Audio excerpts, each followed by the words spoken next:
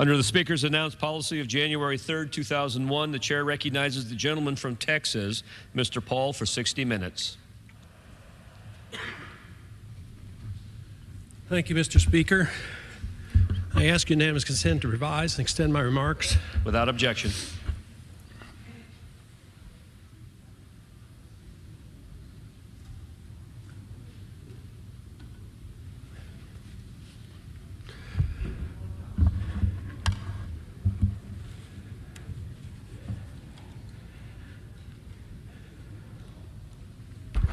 Mr. Speaker, I've asked for this time to spend a little bit of time talking about the assessment of our American Republic. Mr. Speaker, the beginning of the 21st century lends itself to a reassessment of our history and gives us an opportunity to redirect our country's future course if deemed prudent. The main question before the new Congress and the administration is, are we to have gridlock or cooperation? Today we refer to cooperation as bipartisanship. Some argue that bipartisanship is absolutely necessary for the American democracy to survive. The media never mentioned a concern for the survival of the republic.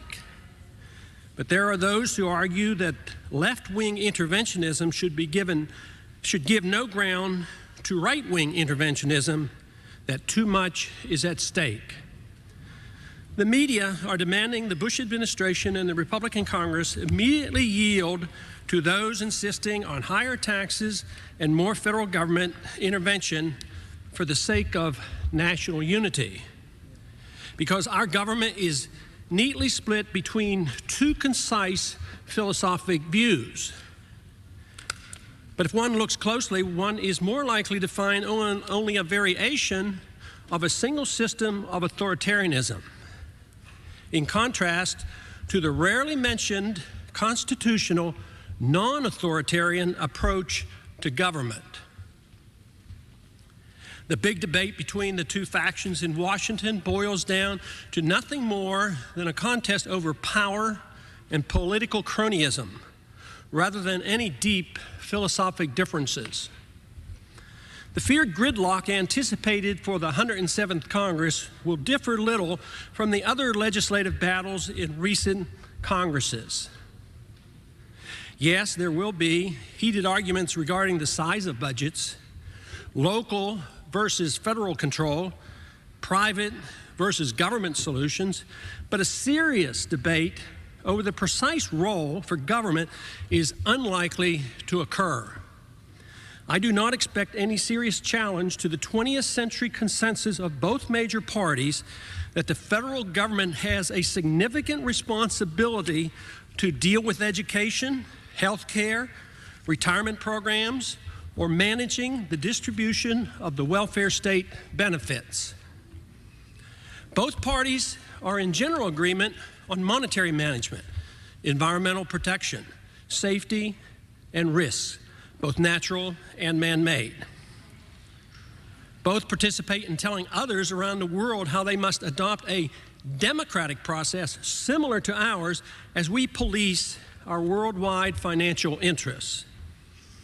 We can expect most of the media-directed propaganda to be designed to speed up and broaden the role of the federal government in our lives and in the economy. Unfortunately, the token opposition will not present a principled challenge to big government, only an argument that we must move more slowly and make an effort to allow greater local decision-making. Without presenting a specific philosophic alternative to authoritarian intervention from the left, the opposition concedes that the principle of government involvement per se is proper, practical, and constitutional. The cliche, the third way, has been used to define the so-called compromise between the conventional wisdom of the conservative and liberal firebrands. This nice-sounding compromise refers not only to the noisy rhetoric we hear in the United States Congress, but also in Britain, Germany, and other nations as well. The question, though, remains, is there really anything new being offered? The demand for bipartisanship is nothing more than a continuation of the third way movement of the last several decades. The effort always is to soften the image of the authoritarians who see a need to run the economy and regulate people's lives, while pretending not to give up any of the advantages of the free market or the supposed benefits that come from a compassionate welfare or a socialist government. It's nothing more than political have your cake and eat it too deception. Many insecure and wanting citizens cling to the notion that they can be taken care of through government benevolence without sacrificing the free market and personal liberty. Those who anxiously await next month's government check prefer not to deal with the question of how goods and services are produced and under what political circumstances they are most efficiently provided. Sadly, whether personal freedom is sacrificed in the process is a serious concern for only a small number of Americans.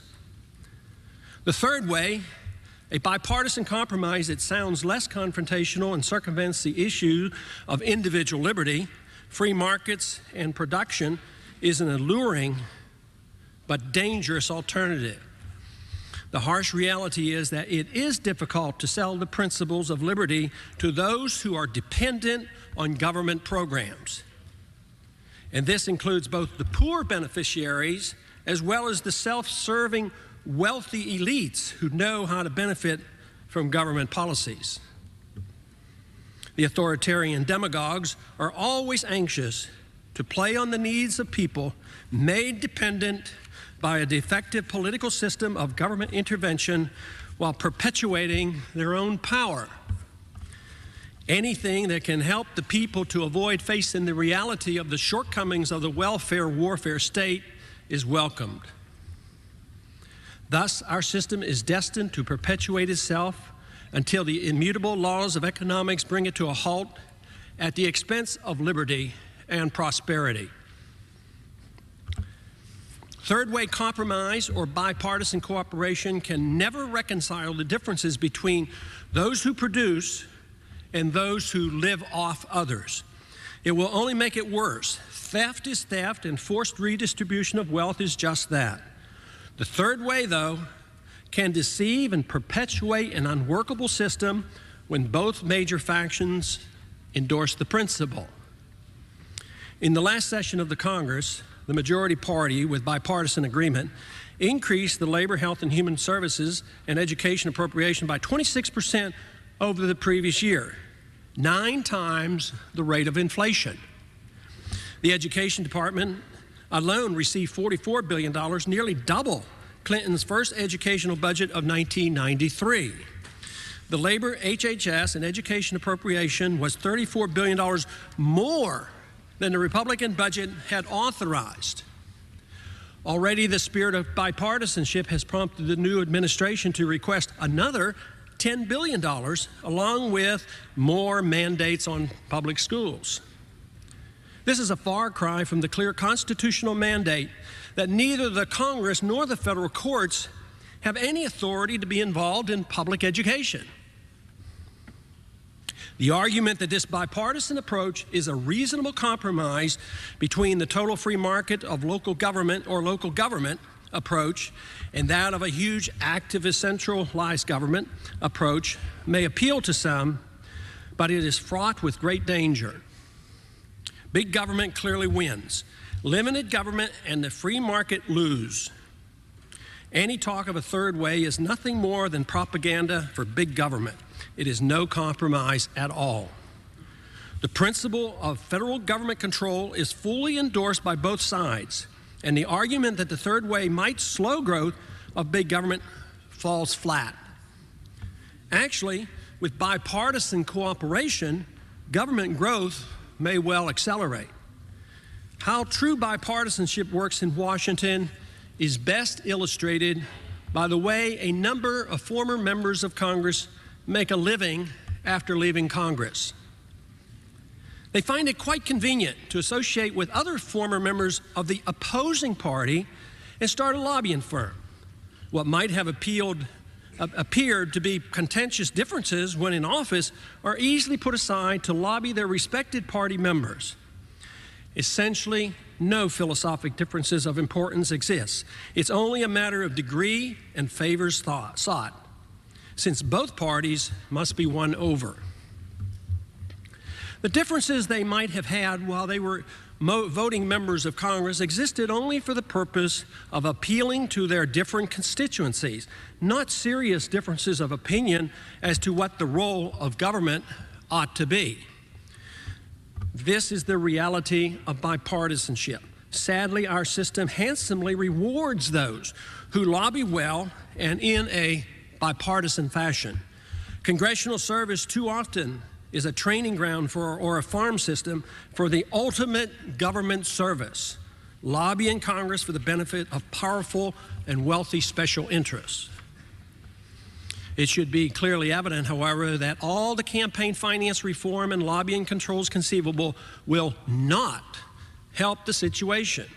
Limiting the right to petition Congress or restricting people's right to spend their own money will always fail and is not morally acceptable and misses the point. As long as government has so much to offer, public officials will be tempted to accept the generous offers of support from special interests. Those who can benefit have too much at stake not to be in the business of influencing government.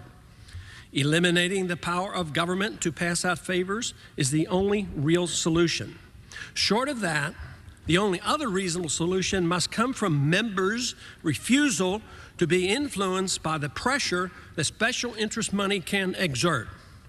This requires moral restraint by our leaders. Since this has not happened, special interest favoritism has continued to grow.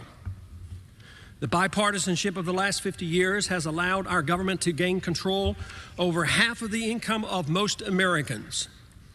Being enslaved half the time is hardly a good compromise.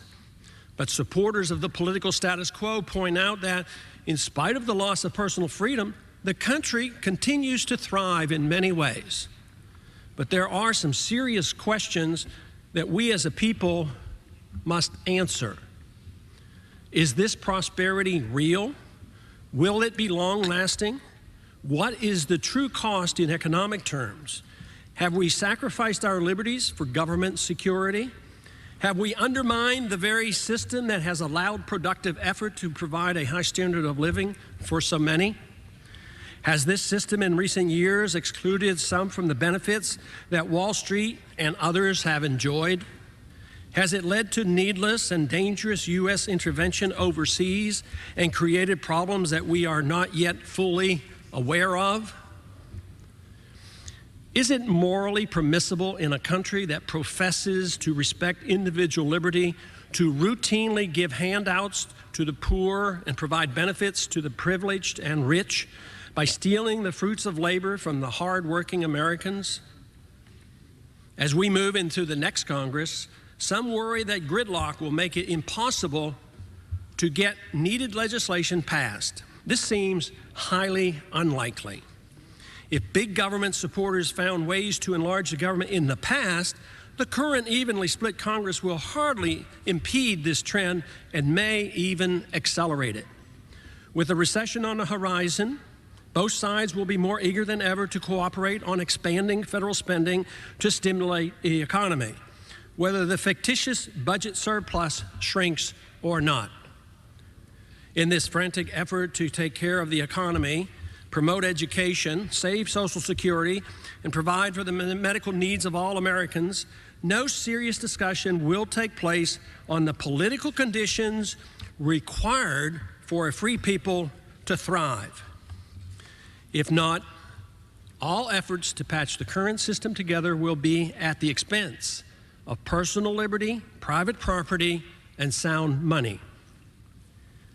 If we are truly taking a more dangerous course, the biggest question is, how long will it be before a major political economic crisis engulfs our land?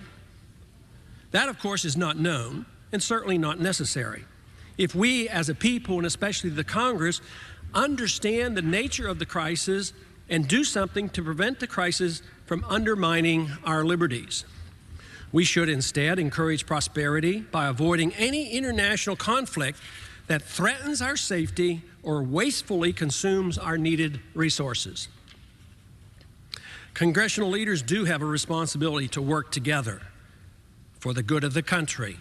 But working together to promote a giant interventionist state, dangerous to us all, is far different from working together to preserve constitutionally protected liberties. Many argue that the compromise of bipartisanship is needed to get even a little of what the limited government advocates want. But this is a fallacious argument. More freedom can never be gained by giving up freedom, no matter the rationale. If liberals want $46 billion for the Department of Education and conservatives argue for $42 billion, a compromise of $44 billion is a total victory for the advocates of federal government control of public education. Saving $2 billion means nothing in the scheme of things, especially since the case for the constitutional position of zero funding was never even entertained. When the budget and government controls are expanding each year, a token cut in the proposed increase means nothing. And those who claim it to be a legitimate victory do great harm to the cause of liberty by condoning the process. Instead of it being a third-way alternative to the two sides arguing over minor details of how to use government force, the three options instead are philosophically the same. A true alternative must be offered if the growth of the state is to be contained. Third-way bipartisanship is not the answer. However, if in the future the constitutionalists argue for zero funding for the education department and the liberals argue to increase it to $50 billion and finally $25 billion is accepted as a compromise, progress will have been made. But this is not what is being talked about in D.C. when an effort is made to find a third way. Both sides are talking about expanding government, and neither side questions the legitimacy of the particular program involved. Unless the moral and constitutional debate changes, there can be no hope that the trend toward bigger government with a sustained attack on personal liberty will be reversed. It must become a moral and constitutional issue. Budgetary tokenism hides the real issue. Even if someone claims to have just saved the taxpayer a couple $billion, the deception does great harm in the long run by failure to emphasize the importance of the Constitution and the moral principles of liberty. It instead helps to deceive the people into believing something productive is being done. But it's really worse than that. The party makes an effort to cut the budget. The American people must prepare themselves for ever more spending and taxes. A different approach is needed if we want to protect the freedoms of all Americans, to perpetuate prosperity, and to avoid a major military confrontation. All three options in reality represents only a variation of the one based on authoritarian and interventionist principles. Nothing should be taken for granted, neither our liberties nor our material well-being. Understanding the nature of a free society and favorably deciding on its merits are required before true reform can be expected. If, however, satisfaction and complacency with the current trend toward bigger and more centralized government remain the dominant view, those who love liberty more than promise security must be prepared for an unpleasant future. And those alternative plans will surely vary from one to another. Tragically for some, it will contribute to the violence that will surely come when promises of government security are not forthcoming. We can expect further violations of civil liberties by a government determined to maintain order when difficult economic and political conditions develop.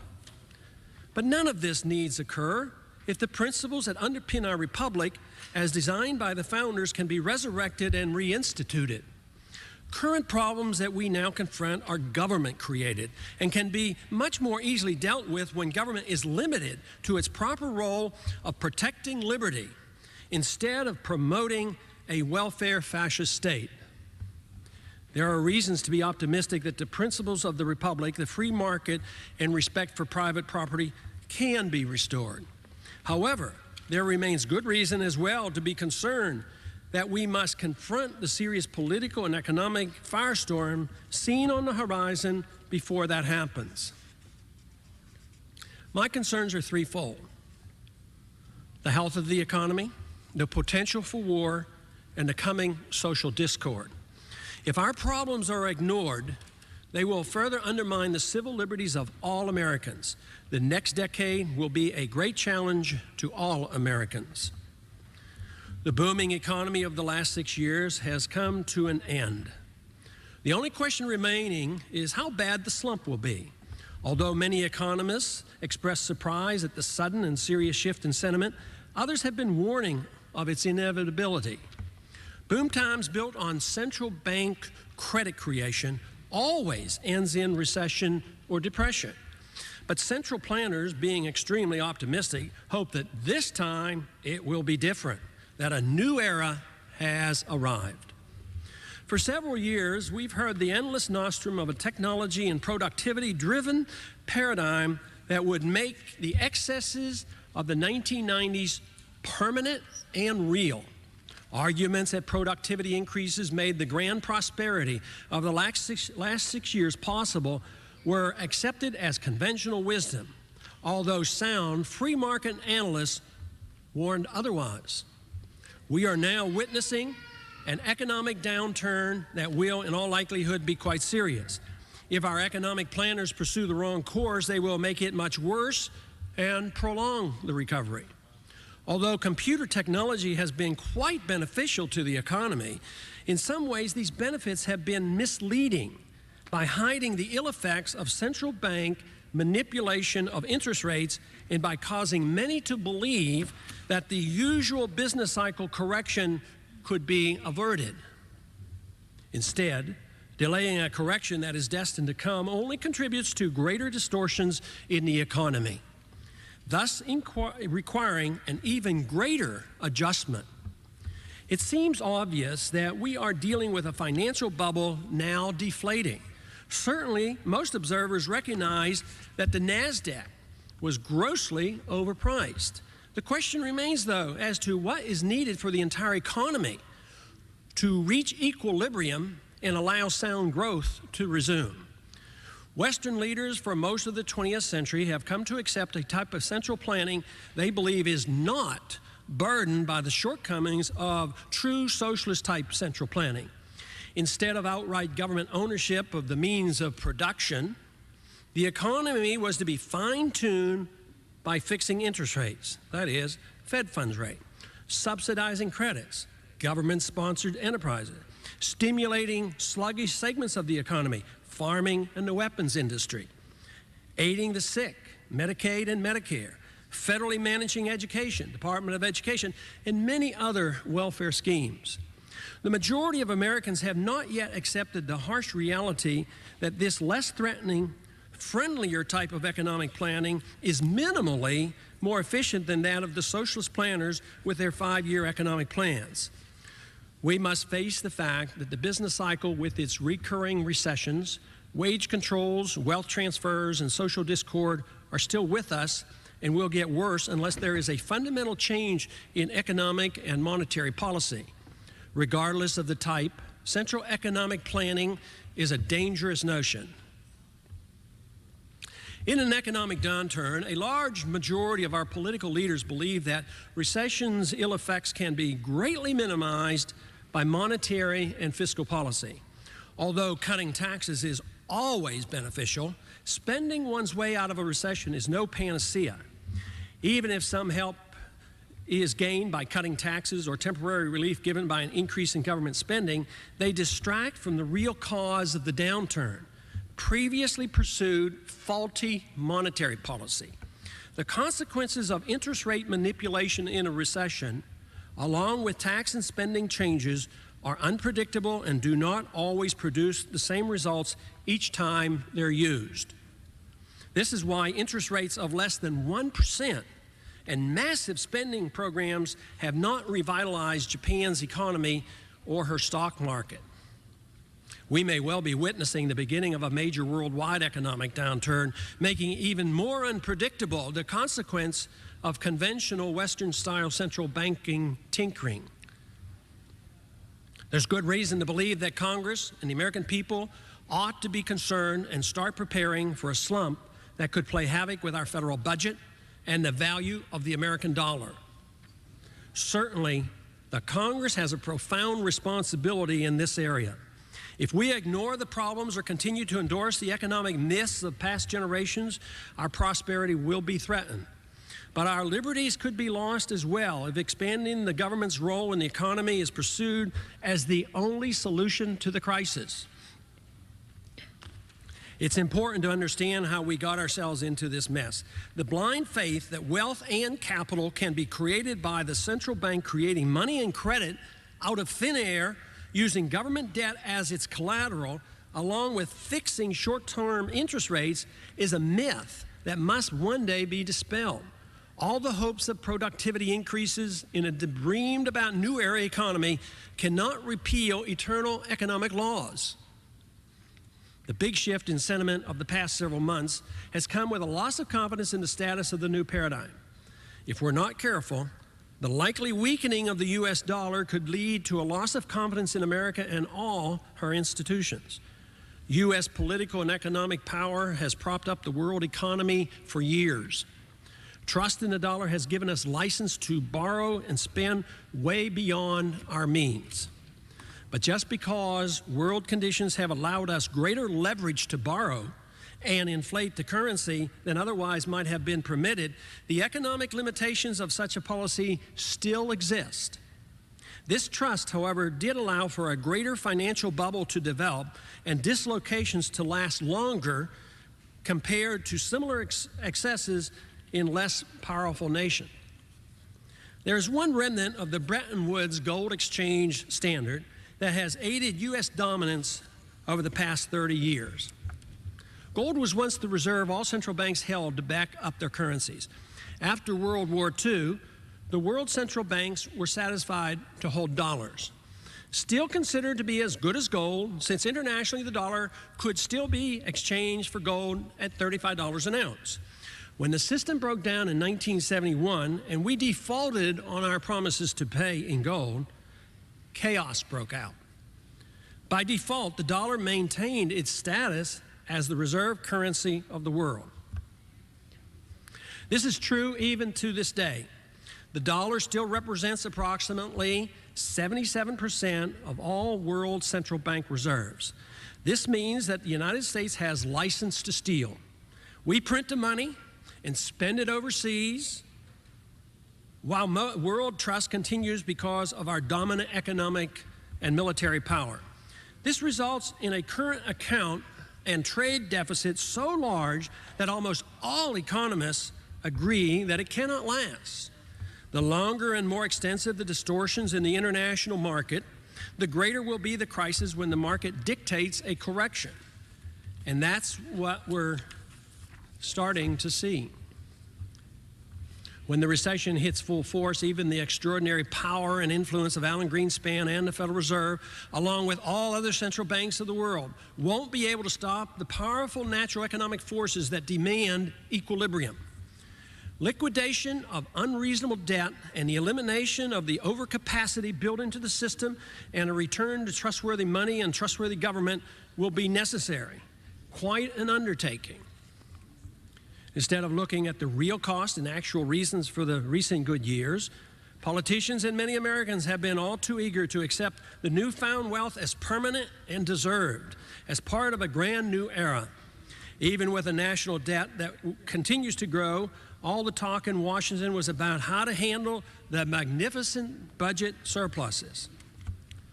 Since 1998, when it was announced that we had a budgetary surplus to deal with, the national debt has nevertheless grown by more than $230 billion.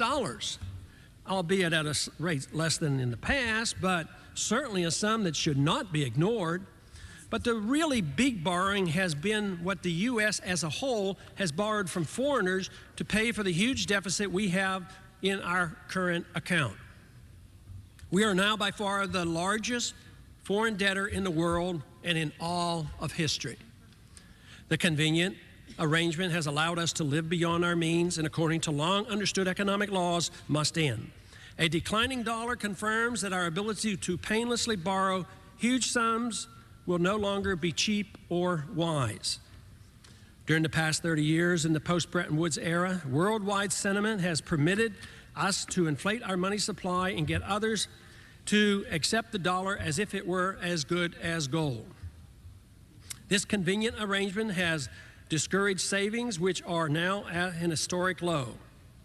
Savings in a capitalist economy are crucial for furnishing capital and establishing market interest rates. With negative savings and with the Fed fixing rates by creating credit out of thin air and calling it capital, we have abandoned a necessary part of free market capitalism, without which a smooth and growing economy is sustainable. No one should be surprised when recessions hit or bewildered as to their cause or danger.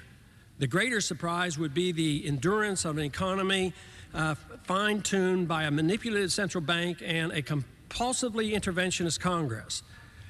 But the full payment for our last economic sins may now be required. Let's hope we can keep the pain and suffering to a minimum.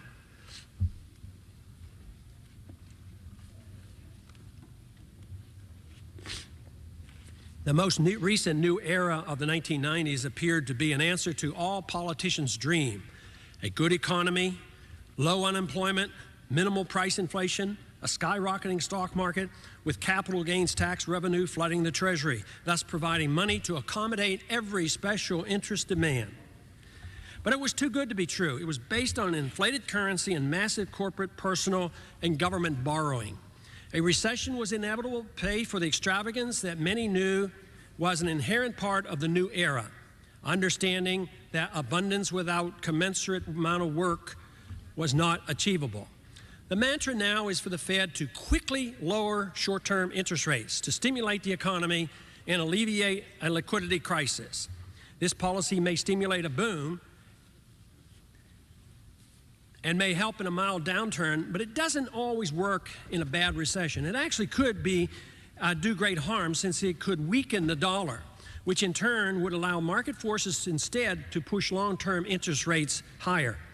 Deliberately lowering interest rates isn't even necessary for the dollar to drop, since our policy has led to a current account deficit of a magnitude that demands the dollar eventually readjusts and weakens. A slumping stock market will also cause the dollar to decline and interest rates to rise. Federal Reserve Board central planning, though, through interest rate control, is not a panacea. It is instead the culprit that produces the business cycle. Government and Fed officials have been reassuring the public that no structural public problems exist, citing no inflation and a gold price that reassures the world that the dollar is indeed still king. The Fed can create excess credit, but it can't control where it goes as it circulates throughout the economy. Nor can it dictate value. Claiming that a subdued government-rigged CPI and PPI proves that no inflation exists is pure nonsense. It is well established that under certain circumstances, new credit inflation can find its way into the stock or real estate market, as it did in the 1920s, while consumer prices remain relatively stable. This does not negate the distortions inherent in a system charged with artificially low interest rates. Instead, it allows the distortion to last longer and become more serious, leading to a bigger correction. If gold prices reflected the true extent of the inflated dollar, confidence in the dollar specifically and in paper more generally would be undermined. It is a high priority of the Fed and all central banks of the world for this not to happen. Revealing to the public the fraud associated with all paper money would cause loss of credibility of all central banks. This knowledge would jeopardize the central bank's ability to perform the role of lender of last resort and to finance and monetize government debt. It is for this reason that the price of gold in their eyes must be held in check. From 1945 to 1971, the United States literally dumped nearly 500 million ounces of gold at $35 an ounce in an effort to do the same thing by continuing the policy of printing money at will with the hopes that there would be no consequences to the value of the dollar. That all ended in 1971 when the markets overwhelmed the world's central bankers. A similar effort continues today with central banks selling and loaning gold to keep the price in check. It's working and does convey false confidence, but it can't last. Most Americans are wise to the government statistics regarding prices and the no inflation exists rhetoric. Everyone is aware that the prices of oil, gasoline, natural gas, medical care, repairs, houses, and entertainment have all been rapidly rising. The artificially low gold price has aided the government's charade, but it has also allowed a bigger bubble to develop. This policy cannot continue. Economic law dictates a correction that most Americans will find distasteful and painful. Duration and severity of the liquidation phase of the business cycle can be limited by proper responses, but it cannot be avoided and could be made worse if the wrong course is chosen. Recent deterioration of the junk bond market indicates how serious the situation is. Junk bonds are now paying 9 to 10% more than short-term government securities. The quality of business loans is suffering, while more and more corporate bonds are qualifying for junk status. The Fed tries to reassure us by attempting to stimulate the economy with low short-term Fed funds rate. At the same time, interest rates for businesses and consumers are rising. There comes a time when Fed policy is ineffective, much to everyone's chagrin.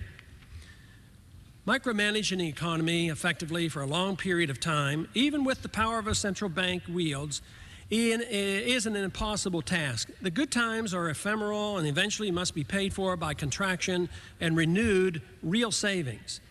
There is much more to inflation than rising prices. Inflation is defined as the increase in the supply of money and credit. Obsessively sticking to the rising prices definition conveniently ignores placing the blame on the responsible party, the Federal Reserve. The last thing central banks or the politicians who need a backup for all their spending mischief want is for the government to lose its power to create money out of thin air, which serves political and privileged financial interests. When the people are forced to think about only about rising prices, government-doctored price indices can dampen concerns for inflation. Blame then can be laid at the doorstep of corporate profiteers, price gouging, labor unions, oil sheiks, or greedy doctors. But it is never placed at the feet of the highly paid athletes or entertainers. It would be economically incorrect to do so, but it's political correctness that doesn't allow some groups to be vilified. Much else related to artificially low interest rates goes unnoticed. An overpriced stock market, overcapacity in certain industries, excesses in real estate markets, artificially high bond prices, general malinvestment, excessive debt, and speculation all result from the generous and artificial credit the Federal Reserve pumps into the financial system. These distortions are every bit, if not more harmful than rising prices. As the economy soars from the stimulus effect of low interest rates, growth and distortions compound themselves. In a slump, the reverse is true, and the pain and suffering is magnified as the adjustment back to reality occurs. The extra credit in the 1990s has found its way especially into the housing market like never before.